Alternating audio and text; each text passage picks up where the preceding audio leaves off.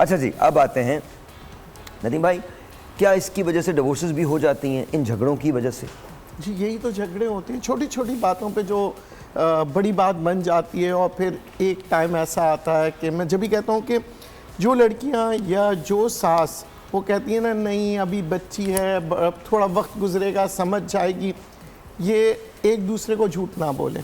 पहले दिन से सच को अपनाइए, बताइए कि आप क्या हैं और सास। देखिए एक रिलेशनशिप डेवलप करने के लिए सच बोलना बहुत ज़रूरी है।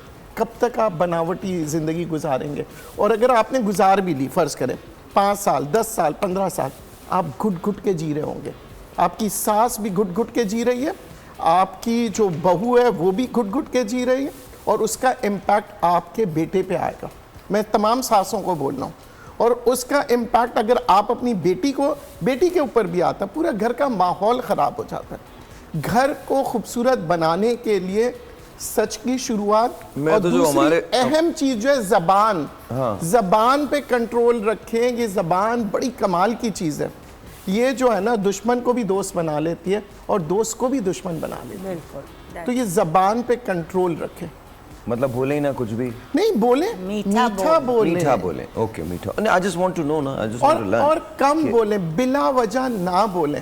कौन कौन? दोनों को दोनों। बिला वजह बोलने से आपके जो है ना, एक तो जो आप बोलना चाह रहे हैं वो कन्वे नहीं हो पाएगा। ठीक है, क्योंकि उसकी अहमियत। लेकिन डोंट यू थिंक इसमें बहुत तरबियत का भी बहुत हिस्सा होता है? जो बैकग्राउंड से आप आते हो वहाँ पर एक सर्टन पर्सनालिटी आपकी डेवलप हो चुकी होती है, सास की एक सर्टन पर्सनालिटी होती है, जो बहू होती है उसकी एक सर्टन पर्सनालिटी होती है। तो इनका जब क्लैश होता है तो ये तो फिर चीज़ें होंगी ना?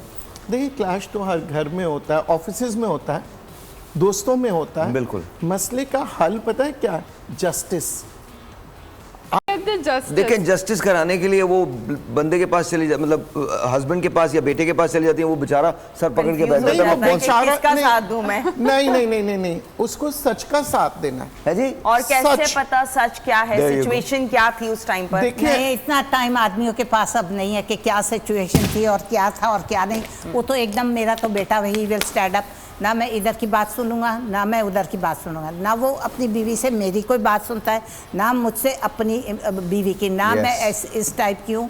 उसको पता है कि खामखा मेरी अम्मी उल्टी सीधी मेरी बीवी की साइड ले लेगी लेकिन उसके खिलाफ नहीं बोलेगी। लेकिन 1% देयर ऑलवेज चांसेस 10 to 5% कि मैं कह दूँगी भी देखो ऐसा हुआ मुझे अच्छा नहीं लगा। वो कहते हैं अम्मी आपका और उसका मसला, you have to resolve yourself, you don't have to complain me, you are wise enough, she is wise enough, she is educated, you are educated. तो आप अपने रिजॉल्व करें अपने मसले आपस में, don't involve me. The very first day if he tells his wife कि तुम्हारे मैटर्स तुम्हारे हैं, मेरी अम्मी के मैटर्स मेरे हैं, don't bring them to me, तो हमारी कभी हिम्मत ही नहीं पड़ती कि हम अपने बेटे से कहें तुम्हारी बीवी ने ये किया तो तुम्हारी बीवी ने, और मेरी बहू की कभी हिम्मत नहीं पड़ेगी because he is a little bit tough man, he is a little bit थोड़ा सा सॉलिड किस्म का। ये नहीं कि लल्लूपन लुंज लुंज करता हुआ हाय हाय उसकी भी सुन ली, हाय हाय ये क्या हुआ, नहीं, he is a very straight forward person. अगर आदमी ऐसा होगा ना, मैं तुम्हारी बीवी की भी नहीं सुनूंगा, मैं इसकी भी नहीं सुनूंगा, नहीं, और उसके पास टाइम है ही नहीं, he doesn't have time, I know he doesn't have time, he is got quality time, he'll sit with me for half an hour। अपनी फ्लाइट से आएगा वो बेचारा झूमता झापता जेट लैग में, तो मैं उसके साथ लेकर बैठ जाऊंगी तेरी बीवी ने और बच्चों ने ये किया। Am I that type of a woman? मैं उसको पॉजिटिव, नेगेटिव चीज़ को भी पॉजिटिव करके बताऊंगी ताकि मेरे बेटे के ब्रेन पे कोई बात ना रहे। उसकी बीवी को भी ये पता है कि he's got less time and she has to give him quality time।